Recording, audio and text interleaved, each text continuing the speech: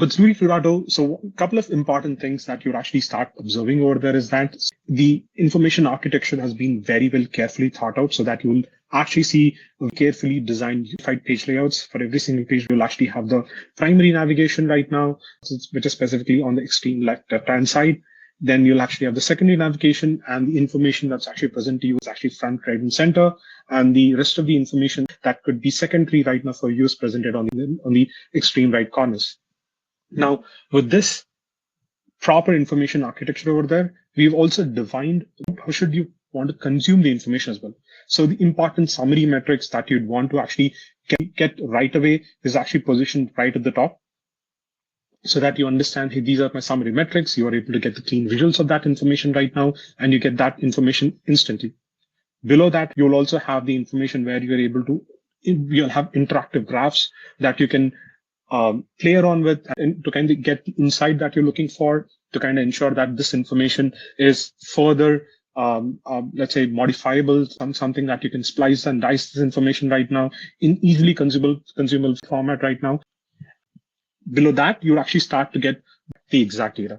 So information, if you look at it, it's a 3-tier layout right now. First is the direct information that you can directly consume right now. These are important numbers itself or important metrics that you should actually be able to understand for, and you should be able to get that information in easily consumable format. The next one is your interactable graphs or widgets that you can actually use, play around with, understand this information, slice and dice the information, and you're able to get that data points itself. And below that is your complete layout right now, where you'll actually have your exact complete data information. If you want to deep down to this information, add more columns and filter this data from your scenarios itself, you'll be able to do that. So the layout has been structured to ensure that we are able to give you a very consumable data right now, depending on your scenarios and your use cases. So I'll get into one application. Let's talk about Okta in this case right now. As I mentioned as well, right? So this left sidebar, it gives you a very high level of information about what application, what's the status of this application, who's the owner of this application. This is quick information that you're able to find out. You can also know the information about, hey, what data points am I actually getting this information from? So when are we showing this data points itself right now? What data should we actually look into? What's the primary source of this data? I'm able to see that information very simple and easy. And along with this, there are important nodes that I'm actually looking at right now. I can always add the note itself over there. I can highlight these nodes itself so that my users can actually see this information, or whenever I'm actually coming back to this one itself right now, I know that there are certain nodes that I need to look for. I can have this information anytime feasible over there. As I was mentioning, there's a checklist right now that's currently available. So in order for me to look at this particular data points right now, I've connected the data integration, I've connected the contracts, I've added the spends of this application over there. I haven't finished up chargeback settings right now. I can review this particular thing and complete that over there. I haven't set up continuous optimization yet right now. So this is a checklist of applications that I can actually do over here. Along with this, rest of the other secondary sort of actions that you can do on this application are kind of hidden over here so that these are not primary for you and this is not interacting right now. As mentioned right now, you'll get the first layer itself of important metrics that you can quickly and easily grasp. These are the active users integration that you're looking at. These are spends that have currently happened right now. How many licenses that have been assigned over there. I don't have an upcoming contract date at the moment right now. So you'll be able to see that information. And I can also splice and dice this information across multiple users. Either these are service accounts that are currently available over there. All the users right now, how many licenses actually assigned right now across all these departments as well. I can be able to see that. And if I want to understand at a very quick glance itself, hey, where are the optimizable users across all these particular applications? I'll be able to see that information over there and get that data points as well.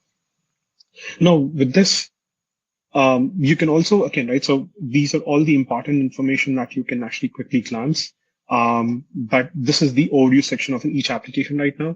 When you go to the about section over here, so this information is what you're talking about, wherein I'm able to see the information about this. So we had another previous session where we mentioned that, hey, all the application catalog data is something that we can continuously sync with g2.com so that this information is always relevant and always available to you guys as well. So we get that information along with the other alternate applications, similar application used inside the organization right now. Maybe see all that applications and all the information metadata of this particular application in terms of who's the owner, IT owner, number of contracts, who's the contract owners, what's the custom fields if I actually able to build something else, all up common in this particular about section of this particular application for me.